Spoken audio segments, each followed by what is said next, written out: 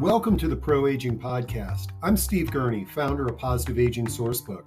We're excited that you can join us for our interactive discussions with pioneers and thought leaders on a wide variety of topics related to aging and longevity. Today we have a live and interactive discussion with members of the International End-of-Life Doula Association. End-of-life doulas are a non-medical companion to the dying and their families. Doulas do not take the place of hospice personnel. Rather, they complement other services that a dying person and their family may be receiving, including hospice and palliative care. So let's jump into the discussion. Button. And I am super excited to bring our panel of end-of-life doulas to the stage. And if you my panel members can turn on their mics and cameras, that is fantastic. And I'm just going to do one thing here. And welcome. I've been looking forward to this for a long time, and I am really excited to introduce the topic of end-of-life doulas to our audience, because I know it's a new topic for a lot of people in our audience. But before we dive into that topic, let's get to know our panel members. And I'm going to start with my good friend Val Walker. We've gone down many roads together, but I am so excited because Val was a student at UMBC in one of the courses that I was teaching, and she was talking about this idea of end-of-life doula, and I'm like, Val, go for it, man. Hang up a shingle and get it going. And it's been so exciting to see you as one of the pioneers in this new business. So tell everybody a little bit about yourself, and then we'll go around the little Brady Bunch thing and meet everybody. Thank you, Steve, so much. I don't consider myself a pioneer. It's a lot of people that have come before me, but since the COVID pandemic, end of life planning and the end of life doula population has really expanded. I started my training with the NELDA, I believe, in 2016. Got my training as a end of life doula. Did your recommendation of hanging up my shingles. So I went to their business development class, and then I founded my own private practice as an end-of-life doula called Doula by Destiny. That's it. I'm an instructor with a NELDA, and also in private practice end-of-life doula. And I also volunteer at our hospice facility located here in the state of Maryland. I love it. And just so that everybody knows, you're going to hear us dropping the acronym INELDA. It's the International End-of-Life Doula Association, of which everybody on the discussion today is an instructor. So I'm going to go below Val on my screen, and Marady. I hope I pronounced that correctly, Marady. You did. Hi, I'm Marady. Tell us a little bit about yourself. Yeah, so I am in Boise, Idaho, and I trained with INELDA in 2020. And I had been a hospice volunteer before that. So I was a healing touch volunteer, and I learned about being a doula while I was working in hospice. And so then I've been able to use my skills that I learned at the INELDA training in hospice. And I'm also a graduate student at BSU for my master's in social work. So I'm also working on bringing those skills to my clients once I graduate. And I'm an instructor for INELDA, like you said, and I'm just really happy to be here. Excellent. I love it. And then let's go to the right on my screen to Julia. Hi there. Good morning to everybody. I'm very happy to be here with Steve and all our people that are registered. I am a psychotherapist in New York City, and I have been doing grief work as well as death and dying for a couple of years. And I trained with INELDA actually this year in 2021. And I have been an active participant here in New York. around developing grief groups and circles of dealing with our sorrow. I'm very happy to be here. Great. And last but not least, we've got on the bottom of the screen here, Kris. Morning. I am also an instructor with ANELDA. My background is in both hospital administration and in hospice administration. And in addition to being a ANELDA instructor, I also help with ANELDA assisting hospices and organizations in developing both volunteer hospice affiliations with doulas and opportunities for doulas to work as both volunteers, and how to integrate doulas into their organizations like hospices or palliative care or even hospitals. Great. Okay. Well, nobody came here to hear or see me. I'm gonna duck behind the curtain. I want to remind our audience to ask questions by typing them in at any time during the discussion. And then I will turn things over to you all. And Val, I think you're going to share a PowerPoint there. Oh, I forgot to put the poll up. Here, I'm going to throw a poll up here. We want to get an idea of your awareness of end-of-life doulas before this discussion. And Val, while that poll's up there, you can share your screen, and then we will have a good, wow, guys are great. Okay, hold on for a second, Steve. Well, it looks like we got 74, 70, almost 80% answered. And let me share the results with everybody. It looks like we've got 60% of you are familiar with end-of-life doulas. That's amazing.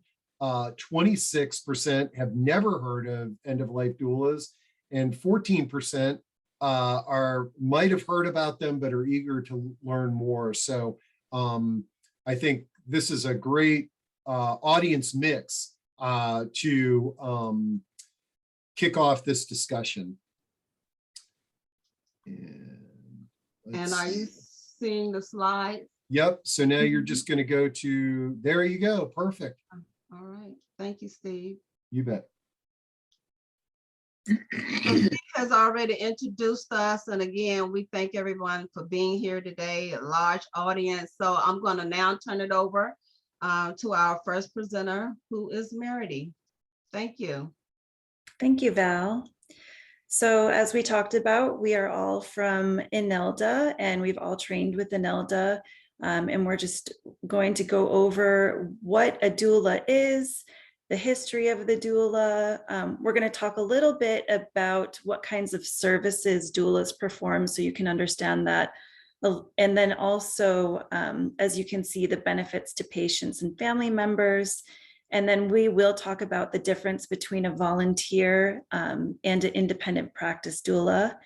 And then we're going to discuss how cultural recognition is important in our work, and a little bit about training with ANELDA. So next slide. So it's important to understand where doulas come from and the history of doulas. A lot of people think that this is a really new thing, but actually it has been going on for ages and ages, just maybe not under the name of end-of-life doula. There are cultures from all over the world that have been practicing end-of-life companionship, assistance, spiritual assistance.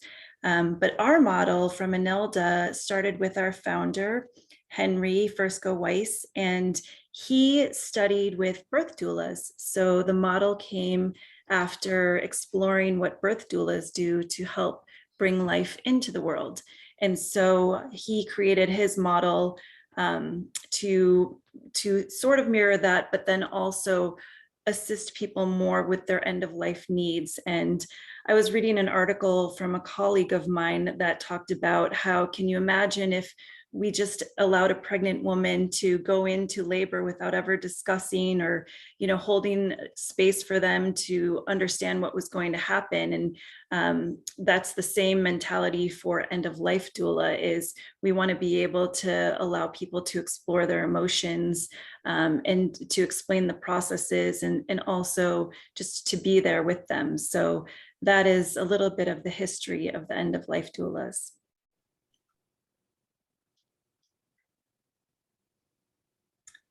So as you can see, there is many different scopes of practice for us as doulas. We have a 3-phase model that we work in. We do, when we are able to work with clients for many months, we're able to accomplish some of the things that you can see on this list. We really engage in a lot of deep active listening to figure out what's important to our client and their families.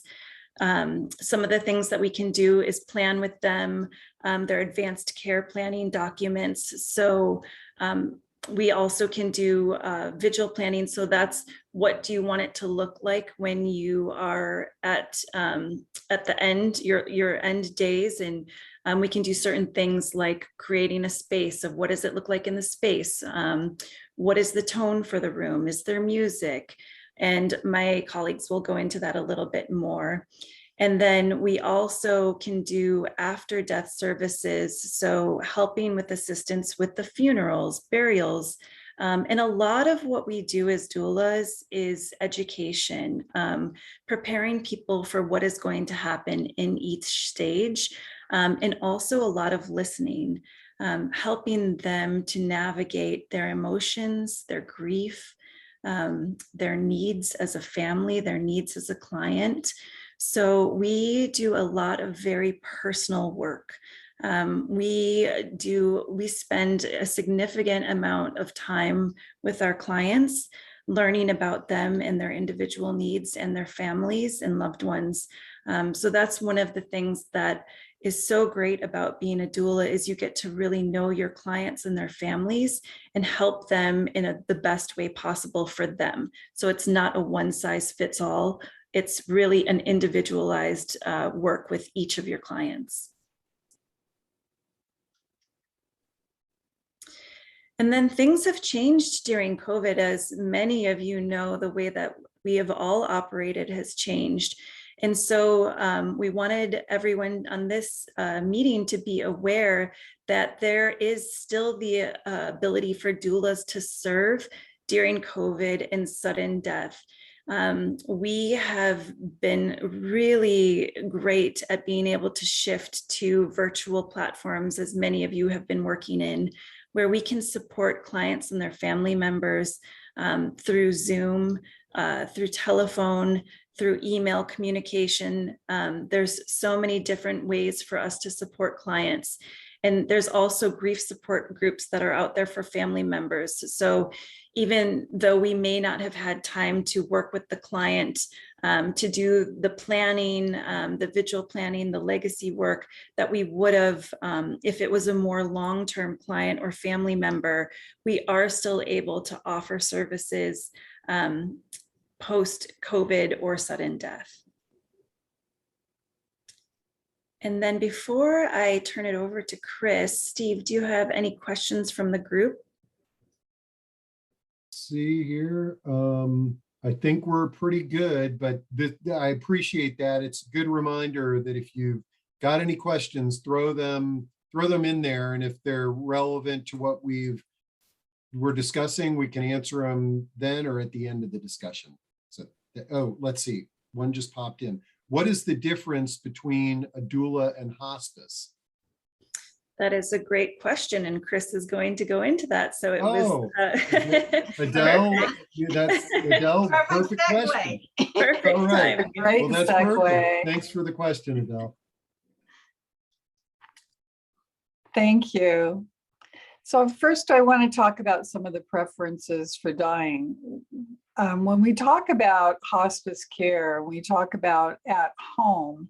When people are surveyed in this country, 7 out of 10 Americans who've been surveyed, even most recently, state they would prefer to die at home. And right now, fewer are dying in a hospital than at home. And that's been a switch. It's slightly over 50%. And home needs to be realized that it's the home that they're in. It may not necessarily be their original home. It could be the home of a relative. It could be that they've been home now is an assisted living or independent living. Home may be a long-term care facility that has been their home for a number of years. What this means is that they're no longer dying at the rate that we were in an acute care hospital setting. Hospice agencies in home settings primarily serve in an advisory role and from a distance. And what that means is that hospice agencies in a home setting are not an organization or a building or a hospice house. Hospice agencies provide care to an individual, support to an individual in their home-like setting. And the reason I go into this is I will talk more to this in just a moment. With that in mind, I want you to keep in mind that Medicare data more recently has revealed that a nurse or aide averages about 30 minutes per day in a patient's home when they're on home hospice care.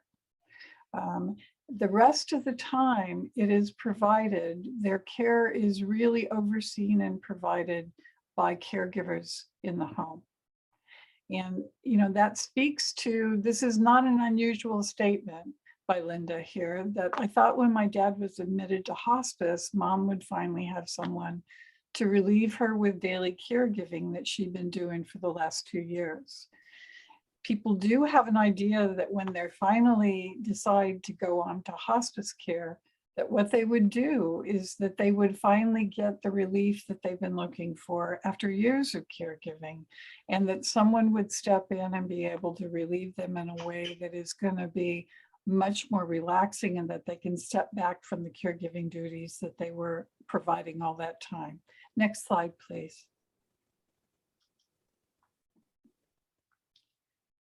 The prevalence of caregiving in this country in the 2020 survey by Caregiving in US made it very clear that in the US system today, unpaid family caregiver members or unpaid members of a family are the primary caregiving system that we have. Right now, 1 in 5 Americans are caregivers to someone, and 85% of the care for adults over the year of 50 years old is provided by a family member who's caregiving and being unpaid for it. 24% of the adult caregivers are giving care to more than one adult, and usually 2 or more adults at the same time. Caregiving now is occurring across all generations. We're living longer in the United States.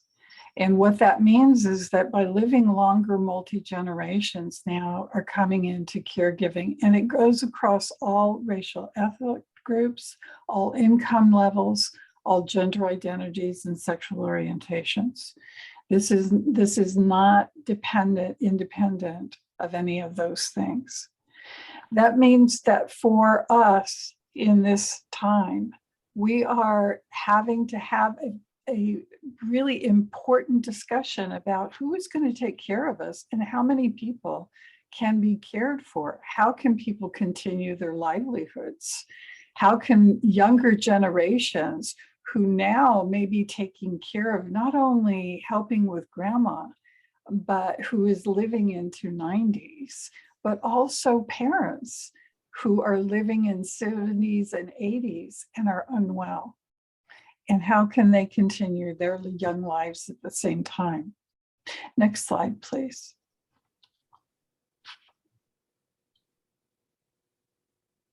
Oh, well, I'm not sure what this. I'm not sure what this I'm not is. sure what happened here. Caregiver workers work with the hospice team and patients to develop a care plan. When a patient is provided hospice care at home, The caregiver who is the primary caregiver for that individual that becomes a hospice patient becomes part of the care team of the hospice team. And I want to say that my intention here is not to slam hospice whatsoever. Hospice is a wonderful development in this country with resources that are phenomenal. In fact, the problem that hospices have right now is a continuing problem is that the majority of the patients that come onto hospice die within 50 days of admission onto hospice. The next highest majority die within 2 weeks of coming on to hospice. What that means is that for those patients who can have the benefit of hospice and some of the advantages that can relieve the caregiver, like the fact that the medications are delivered at home, the fact that the durable medical equipment can be delivered to home, the fact that a nurse will come to the home and the medical care is evaluated and provided at home rather than having to take the patient to the physician or to the emergency room is a difference that is a huge difference. Those things can't be accessed until the patient is on Medicare. Very often, patients don't come onto Medicare, or excuse me, onto hospice care until the last 2 weeks of a patient's life, and often even within the last days of a patient's life. They could have come on as early as 6 months. Very frequently, families are reluctant to come on to hospice care because they're afraid if they come on to hospice care, it's an indicator that dying will soon occur. In fact, when patients come on to hospice care early on, we can also find that they do better, as the medication regimen that they're on, that sometimes can be upwards of 12 to 20 different medications trying to manage their symptoms, are withdrawn. They begin to feel better. They begin to do better, and they actually begin to live longer. That's been proven clinically in palliative care and in hospice care as well. But that fails to be a benefit for people who come on just so late. Caregivers provide most of the physical care for the patient, including medications. That's something that often is not understood until a caregiver has the experience of home hospice care by the team. The hospice nurses teach the caregivers how to administer the medication. They're delivered by the nurse, they're evaluated and updated, and any kind of changes to the medication is always recommended and instituted between the nurse and the physician. But the actual administration, the recording of the medication being given, what time, and what the impact of that medication is or any side effects really is tracked by the caregiver. They're a part of the care team. Hospice provides a 24/7 phone number that is answered by a nurse, which is really important to note and very important to have. But it's not a nurse that is going to be immediately available. Hospice teams have a number of patients, and depending on the busyness of the team, they may not be able to respond immediately to send someone to the house. It may be later that day. It may be that it's something that's managed by phone. Round-the-clock nursing care and respite care are not a hospice covered benefit by insurances. That is something that is also not understood. If the family wants to have round-the-clock care, it's paid for out of pocket. Hospice care for younger patients who are not Medicare age come under their insurance, and what kind of hospice care is paid for by insurances.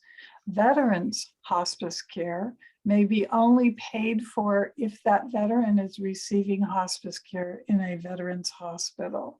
That needs to be checked out. So when I'm saying this to you, what I'm saying is that there are gaps in services, even when taking the benefit of really good services like hospice care. Next slide, please.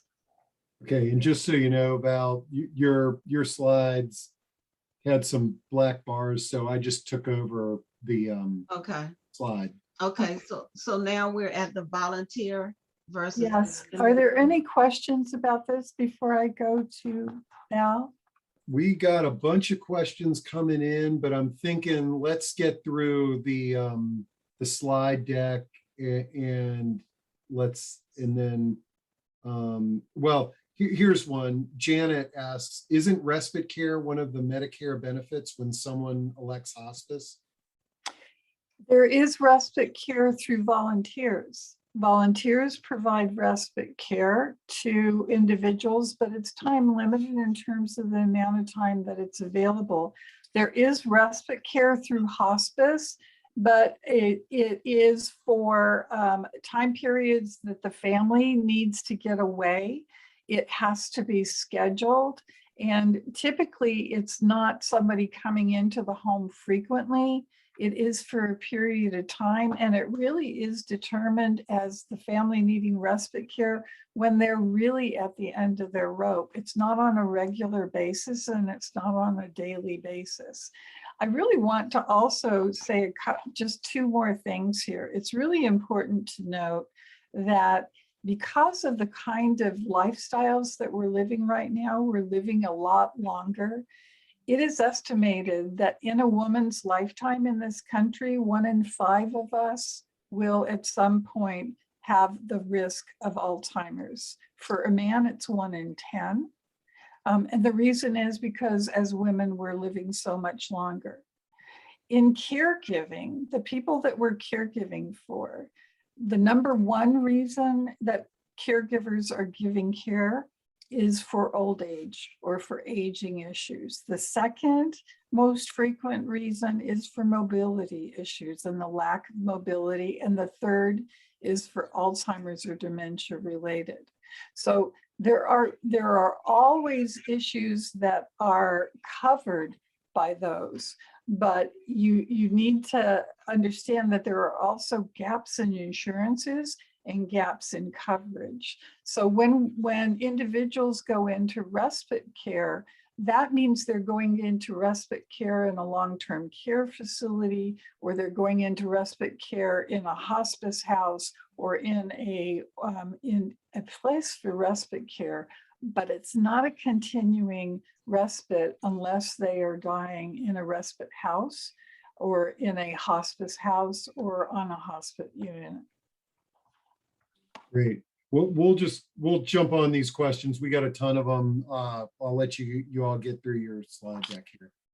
So I want to talk about the hospice volunteer versus the independent practice doula. I am in both roles. And I want to say here, as Kris said, not all hospice facilities are equal. My mom died in a hospice facility in Georgia, and that was a negative experience for me. However, the hospice facility that I volunteer here in Maryland is totally different. So when I go through the bullet points under the hospice volunteer doula, this is from my experience, and it's not to say that this experience is across the board. Different hospice has different programs when it comes to training their end-of-life doulas. So in my particular case, I did have an in-house hospice training, which was about 2 hours, and that was pretty much it. I go into the hospice facility based on the schedule that I have given the volunteer coordinator, who is in another facility away from the facility that I actually volunteer at. I go in, I look at the board, I look at their patients that's on the board. I ask the staff, is there anything in particular that I need to do? So I'm working under the supervision of the hospice staff that's on duty that particular day. They may have me perform a specific task. In one case, there was a lady that got used to me helping her fill out her meal plan. And basically no one could get her to fill out a meal plan until I was there. So that's a task that I would do as a hospice volunteer. I also recognized that a lady wanted her hair to be taken care of, and the hospice RN, you know, she's working with the other patients and not necessarily having the time. So I went to her later on in the day and she said, well, Val, if you take her hair loose, then I'll help you, or I'll show you how to do a dry shampoo on her. And I did that, and she came in and she showed me how to do that. So end of life doulas and hospice RNs or hospice nurses work together. The main point is to focus on the client. And sometimes those services overlap one another. But again, like Kris pointed out, there are also some services that are gaps in services. And in this particular case, with this hospice facility, a lot of times they will send out an email blast to all of their trained volunteer end-of-life doulas. Well, most volunteer end-of-life doulas, like I said, have that set schedule, but with them knowing that I am a private practice end-of-life doula, they had a caregiver who I had to go away kind of on an emergency, and they didn't want their mom to be alone during this weekend time. So they sent out the email blast maybe around 2. No one of the hospice volunteer came forward, because this is the same day that they're expecting to get someone in. And remember, hospice volunteers work on that same schedule. So they called me independently and said, Val, can you go out and service our client? And I did. And I arrived to the lady's room at 8 p.m. at night, and I stayed with her until midnight. Now, I did that under my own private practice, not as their hospice volunteer. I didn't bill because I just didn't want to do that at that time. And I'll talk about that on the other side of the independent practice doula. So that's the difference between a hospice volunteer doula and I'm getting ready to go into the independent practice doula. So again, we work coincide with the interdisciplinary team, the hospice care team, to serve their clients. As an independent practice doula, my specific training with ANELDA, I got close to 26 hours of training versus the 2-hour training in hospice.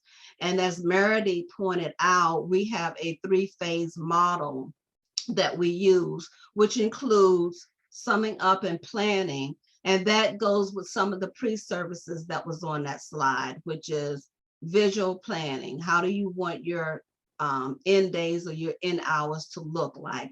Advanced care planning, if we're getting in there early enough and the patient has at least 6 months to live. And also life review. All of that comes under our first phase of summing up and planning. Our second phase is conducting the visual. So what is it that you really want to have specifically?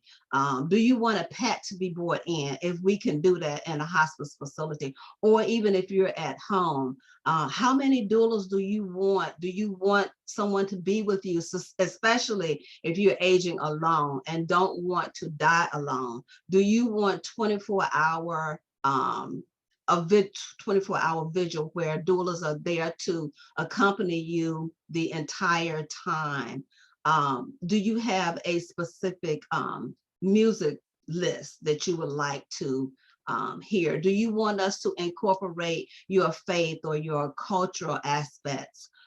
Do you want your pastor to be involved? Who do you want not to be involved? So we can tell that person, you know, well, try to work that around the family dynamics that's going on and take that off of the dying person, because they should not be dealing with all those aspects. They should really be at peace. And even if there's a time where we have to facilitate a space of unforgiveness, you know, we do that as end-of-life doula. So my specific training, again, is 26 hours versus the 2 hours. Client doula, we have a contract. In that contract, we get the expectations of what the client wants. We also have insurance that cover us against any type of suit, suit against us or anything that can come up with anything that has to do with law and a contract. We base our fees, so we are a fee for service doula, but also, like I told you, I did not charge when I went to the lady at 8 p.m. at night to midnight. So it's our choice if we want to do a pro bono case. We also have the choice to give our clients a sliding scale fee and not charge the full fee. And I know the question is going to come up about how much do you charge? Well, we are state to state. So that range could range from $75 an hour to a package of $4,000 for an entire package. That's where the expectations comes in on the contract, and that's how we know how to bill. And again, that's from state to state. We determine our own work schedule, our own work load. If I want to take 3 clients on at the same time, if I want to take 1 client on at the same time, that's up to me. Where with the hospice side, you try to manage all of their clients. They will ask you to go into each room and visit each room. Now, you may have a patient that just kind of not dominate, but you just need to be there for the full schedule that you have with that patient, and you just sit with that patient at that particular time. So the roles between the work schedule and the clients are also different. And as I stated, if you are a patient or a client who wants 24-hour doula service, then we can contract out doulas to help support us. The next slide, as Kris talked about, doulas can be in various work settings. Hospice, we can serve at home, we can serve in the hospital, nursing home, assisted living. Our clients go across the board: patients, caregivers, family members, community and faith-based organizations. We can help faith-based organizations educate on the role and the scope of practice for end-of-life doulas. We talked about our scope of practice, and our scope of practice, really, we come from a non-medical holistic scope of practice. We're not going in administering any type of medication. We're looking at the person from the wholeness, and that includes the physical, the spiritual, the cultural, the traditional, the mental. So we incorporate all of that into our scope of practice. Additional specialties, my niche is advanced care planning. We have end-of-life doulas who specialize in trauma, who specialize in hospice, as Kris talked about, and in grief counseling. And we also, as Marady pointed out, have been able to service people face-to-face and also virtually. So that's my part about the difference between a hospice volunteer and an independent private practicing doula. Are there any questions before we move on to? Well, we've got so many questions that I'm going to say we need to just get through the slide deck and then we'll start picking those off. So, okay. Julia, I guess you're the last on deck, and then we'll just start knocking out these questions. Okay, thank you so much. And we have heard, the whole transition about the history of doula, the movement, and all of that. But within all of this, the important thing also is, how do we understand not culture and how, depending on our culture, ethnicity, the different responses that we have. Most importantly, one of the things that we've been sharing with you is in terms of the partnerships that we have with other organizations. In order for us to have an effective partnership and communication, we also need to understand from where is it that we're coming from, right? And that's what culture is all about. It's that lens that allows you to understand from where we're coming, our values, what are our needs as well. And within that, companionship in death across culture is, that our role as a doula is to be a companion of the dying and the bereaved. Is that we become an active participant in their journey. And in doing that, we are understanding clearly what are the needs and preferences of the dying person as well as of the family. We are not here in this companionship and in this journey in terms of assessing, fixing, or resolving anything. But the presence that we create and the presence and the way that we are present with others is because we have that understanding of where is it that people are coming from.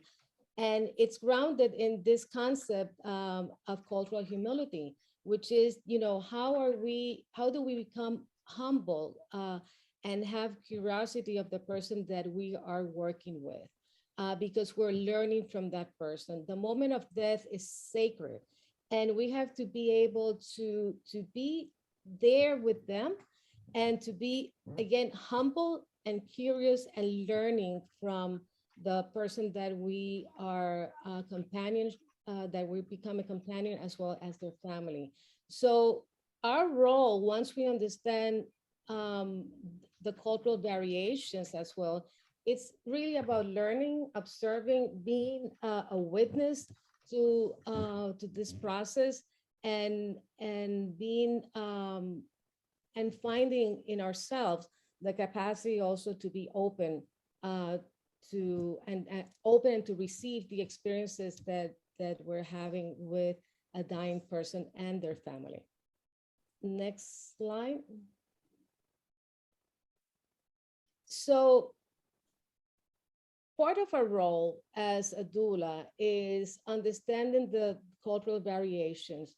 And we do understand, right, the differences in languages and cross-cultural miscommunication, especially when if I'm English speaking, another person might be Spanish speaking, and what are the nuances around that, and to be able to find people that are speaking from my language or speaking or understanding my ethnicity. So there are different values and beliefs, different practices, the rituals as well. There are different views of end-of-life issues. There are cultures that discourage actually talking about death, because it might be a sign of disrespect. It might be eliminating hope or inviting death. So that's something that is not spoken about. It's also important to understand that for each group that we're working with, we all have a particular historical and social and political context from which we're coming from. And that those things are going to have an impact in terms of how we relate to each other. And it brings forth another concept that goes hand in hand with cultural humility, which is intersectionality in terms of who we are. In terms of who we are, in terms of our gender, our sexual orientation, our race, our ethnicity, our different roles that we played. And all of these things are going to have an impact, not only in terms of who we are and how we relate to the other, but in terms of, again, of being able to understand the context in which we are working, and understanding, for example, as well, of how and where we die, what we think about death and dying. And for us as doula, it's extremely important because we want to be there. We want to be a companion, and being in this companionship, it's about what is it, how is it that society talks about death? How is it that society talks about the dying process? And then how is it that our families talk as well? Next. So the challenges that we have are various. I mean, these are only a few of the challenges that we face, right? But in establishing this partnership, not only with the family and the person that we're caring for, it's also in terms of establishing a good communication, quality communication with the partners that we work with, which could be in hospice, it could be in the hospitals, as well. It could be the medical provider, so that we can develop more awareness and understanding of from where is it that we're coming from.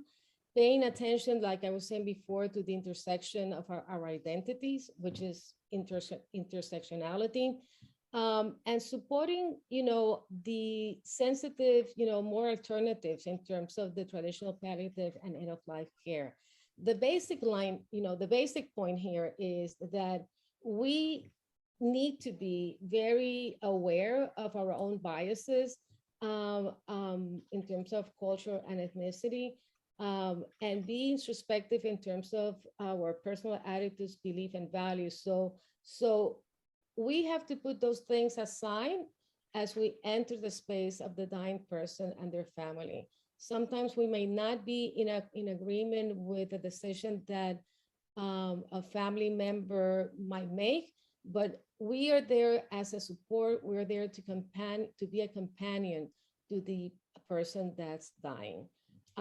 So I hope that throughout this presentation, you get a full understanding of the work that we do, the way that we do our work, the training that we have, and the commitment that we have to being in the end of life process. Great. And there's lots of questions on how do you, I saw a bunch on how do you find a doula, and as you can see, we can drop this into chat too. The International End of Life Doula Association website has a lot of tools and resources. Yeah. Let's see. Okay, and here's your instructors. I really, it's almost 1 o'clock and I have so many questions. I'm hoping we can start picking some of these off. Is that okay, folks? Sure. Okay, great. So let me dive in here and I'll try to consolidate some of these. And for anybody who needs to jump off early, we'll probably go a little long today. We're recording this so you can reference it later. I also saved the chat on the recording so you can see that. So Carla says, a distant relative recently passed away in her sleep at 44. She was widowed just 2 years ago, has 3 minor children. The sudden death doula may help with grieving family and children. How might I locate a referral source for them? Okay, we just talked about that one. We got the website. You've got this panel of doulas, and we also discussed there's volunteer programs, there's paid programs, and then as I'm seeing in the chat, there's hospice workers who are trained as doulas as well. Yeah. Mike P asks, and I don't want to derail the conversation too much, but 10 states and DC now authorize medical aid in dying for terminally ill. Have any of the speakers had experience in serving as a doula for somebody who's opted for medical aid in dying? Yes, the majority of my practice is with medical aid in dying clients. I live in California, and the applications for medical aid in dying clients are exactly the same for individuals that are not going to die more quickly with the application of medication at their own choice and time. So all of the things that Valoria was discussing apply to an individual who has designated that they're going to die at a time of their choosing. They still want to know who's going to be there. There still may be ritual involved. There's still a discussion about all of the issues that come up for them around the end of their life. There are even more discussions between family about their own feelings about what's occurring. So there absolutely is application around all of that. Great. Okay, a bunch of questions on the cost of end-of-life doulas, and I think that we addressed that. There have been a few questions related to Medicare, like does Medicare, long-term care insurance, or any of the programs out there cover the cost of end-of-life doula if somebody was doing a private pay? They do not. They do not now. And I don't know in the future when they will. And I think it's really important. And I saw something in the chat about somebody posting about how many hospices are closing because they're not able to make it on the amount of money that they have to work with. It's really important to know and understand that in hospice organizations, they are paid based on a daily rate for an individual. And within that rate, they're having to allocate different things and for the patients. When patients are coming in such a short period of time as 2 weeks or 1 week, and medical equipment and medication and all of that is being front loaded, it's virtually very difficult for them to be able to sustain. So it's they need to pay their employees that they're required to have out of that cost. And when we're talking about adding the addition of doulas in, they need to figure out within that cost structure how to do it. There is a benefit. There is a true benefit to bringing doulas in, and there are hospices that have done that. There are organizations that can see the benefit because overall, they're taxing their employees to the point of exhaustion where the turnover in those agencies is tremendous. They're not sustainable anymore. Great, thank you. We've done some discussions on the end of life right to die. Sorry. Okay. Okay. Well, just out of curiosity here, again, on the cost, some of you are have private practices. There was a question on what an average per hour fee looks like in practices. So in Idaho, it's a lot lower than most other states. It's, for me, I usually charge around 35, and that's even hard for a lot of my clients here to pay. I usually end up doing a lot of my work on a sliding scale or pro bono. I don't refuse anybody the right to a doula. So it's really important to me that if somebody needs my help and requests my services and they can't afford it, I'll just do the work, because I know that that's, for me personally, that's the right thing to do. Great. Excellent. And that's sort of how all of the professionals that we've had on here, aging, life care, elder law, a lot of professionals who are working with older adults will, try to be creative in implementing the hours to make sure that their services and that they can help their clients. Dakota asks, does a certified, oh yeah, go ahead. I think Julio. Yeah, no, I just wanted to say that the idea is, of access to services, and being being a doula, because I saw also a question in terms of what makes a doula, what are the characteristics of a doula, what values, and the idea is that we are of service to the community. Yes. And of being of service, it's going to be, we have a sliding scales, we do pro bono, whatever it takes in order to be able to help the family and the person that's dying. That's really the work. Great. Yeah, I think, and there's a balance there. There are those people that are charging and making a career out of it, and there's nothing wrong with that at all. And there are individuals who can pay for services, and there's nothing wrong with that.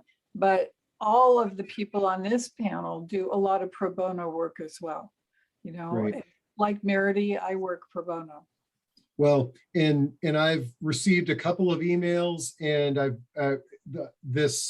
of people that are in the audience that are interested in becoming end-of-life doulas, and that's why they're tuning in. And Dakota asks a question: does a certified end-of-life doula who is not charging for services still have to offer insurance to their private clients? So that's more of a business-oriented question in terms of your insurance as a practitioner.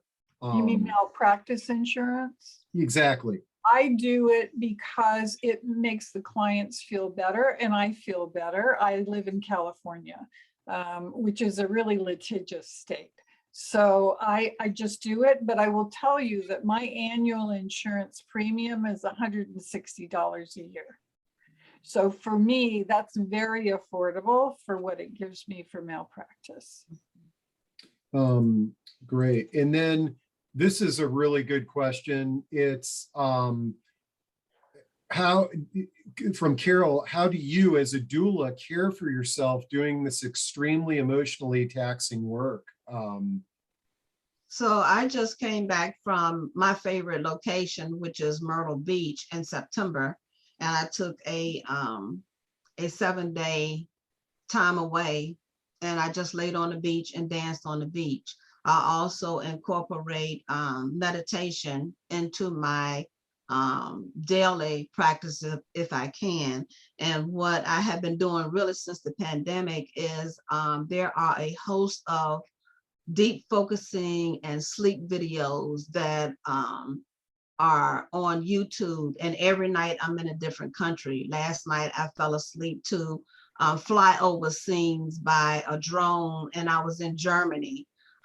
Tonight I will probably go to France or either look at a ocean video, and they go on for hours, 3 hours at a time. I wake up the next morning and sometimes the video is still going on. So all that helps me to relieve myself and take care of my own self-care, which is something that's very important to me. And I don't take on more clients, like we said, because of money. I take on to be focused, to be able to serve them. And you can't do that if you are under your own stress and not doing the homework for taking care of yourself. Yeah, I agree 100% with Val. You know, for me, my practice is I have a daily practice of meditation that allows me to be focused and centered, and that keeps me, you know, in tune with myself and with the people that I'm working with. Great. And let's see, we got some more questions here. A few questions, actually. If maybe one or two of you could share sort of what does a day in the life of a doula look like? Mm-hmm. So I think it can be different depending on every client. When I worked with a client who was probably my longest standing client who had ALS, we did a lot of body work together because she was immobile. And so she wanted me to be able to help her relax in her bed. And we would also work a lot on what her vigil plan was going to look like. And then during her vigil, we did music. She was very, very intent on music, aromatherapy. So each day can be different depending on who you're working with and how they're feeling that day. So sometimes clients can fall asleep, you know, while you're working with them. And so every day can be different, but I'd love to hear from my colleagues. For me, I have 3 different types of practices that I do. So one of them is I work with a chaplain and hospice call panel at a local hospital. And so I may get a call when I'm on the call where there's been a death that has occurred and I'm called to the emergency room. So that may be the result of a suicide. It may be the result of a trauma, an accident. It could be a stillbirth that takes place in the labor and delivery unit. Or it could be that they're extubating a patient up in the ICU.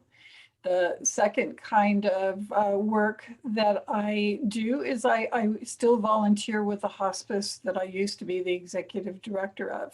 So I'm a volunteer for them on their doula call panel.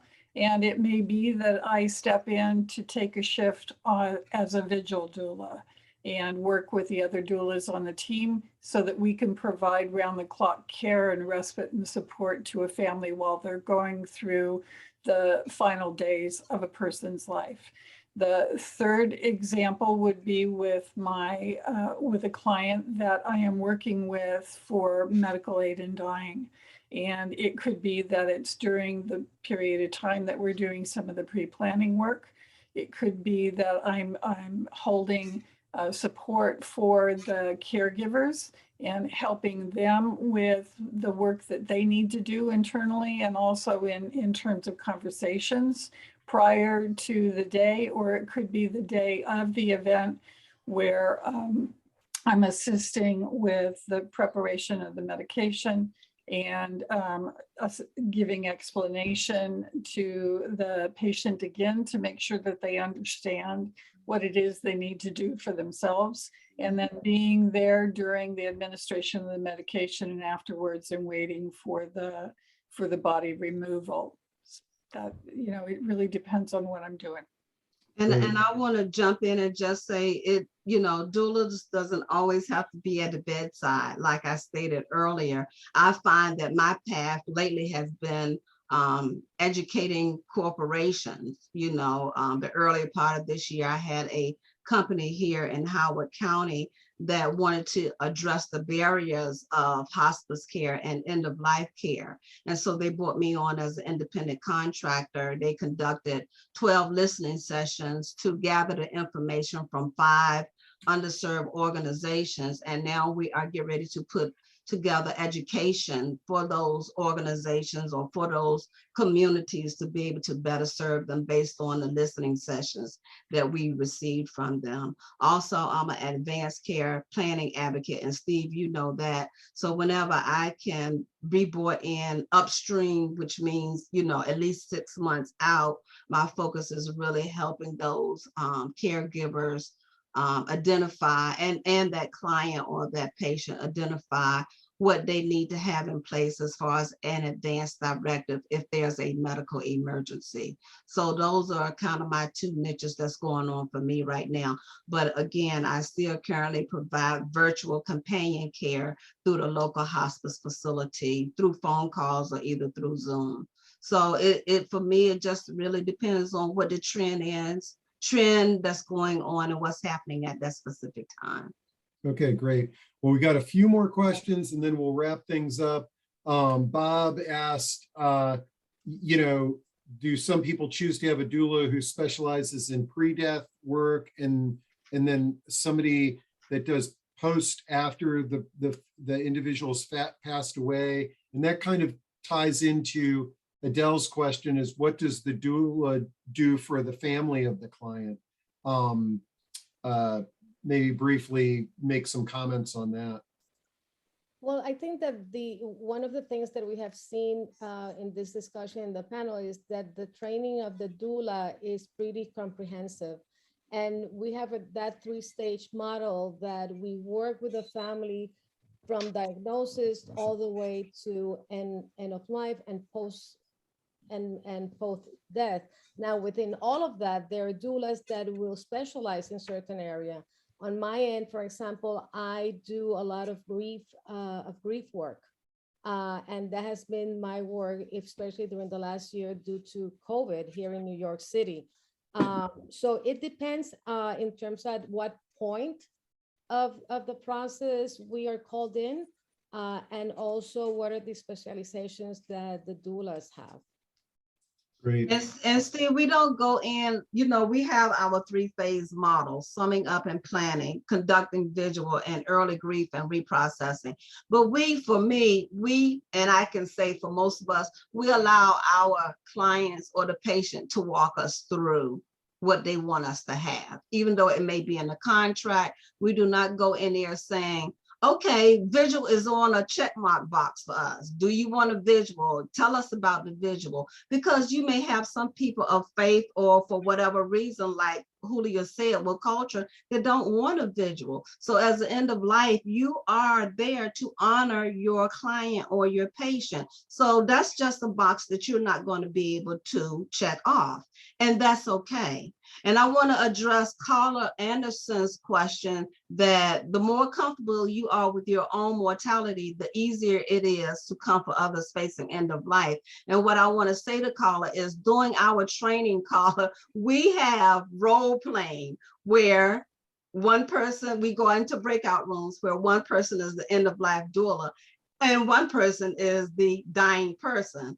So a lot of our exercises prepare you for, one of the exercises or homework is, coming up and creating your own vigil, or coming up and creating your own legacy. So we do the homework within our training. So mortality is definitely something that we have addressed, but it's always an ongoing process because things change. Great. I'm going to wrap up with this one question, because this is something that has fascinated me. And alternative funerals and burial practices for funeral planning. Are any of you familiar with caring for our own dead, in which family members or others take care of the body of their loved one and protect against being swarmed by complications of bigger funeral care industry? I know that this is something that I've recently learned about, is the practice of caring for your own dead. Have any of you experienced that firsthand with your clients, or can you elaborate on this for our audience? Because I know it's a practice that's more familiar out there. Yeah, my first experience actually was one of the doulas that I trained, and she was part of our team, and she actually wanted a home funeral, and she was a funeral director. So it made it a little bit easier for us to do a home funeral because there are some permit requirements in some ways. She also wanted a deep sea burial, so there were permits required in that. The first thing is to get training, because having a body at home, it's legal. You do not have to, a hospice does not have to come swooping in right away and remove the body. And that's really important to note. But it's also important to note that bodies change after death has occurred in terms of their appearance, and that can be very disturbing to the family. And there are ways to be able to preserve the body, but those are not ways that, it's not as simple as just putting a block of ice under somebody. So you want to be learned about that, or have somebody who has learned about that.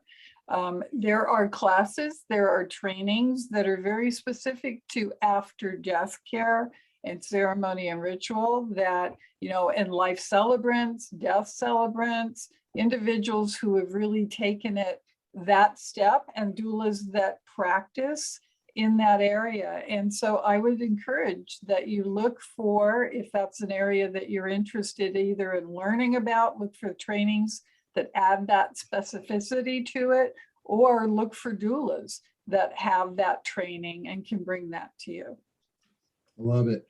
Man, I knew this was going to be a great discussion, and I think we should do it more frequently, because this is a topic that's scary for people, and the more that we can share resources, and like I said, next week we're going to have a discussion on the COVID funeral reimbursement plan. Yeah. So tune into that. That'll be a good one. Great. And well, I thank you. Thank all of you. We will share the recording. We'll share the PowerPoint. We'll share the chat. And this has been a great discussion. Thank you. Thank you, Steve, for the opportunity. Thank you so much. See y'all soon. Bye. Thank you, Bye-bye.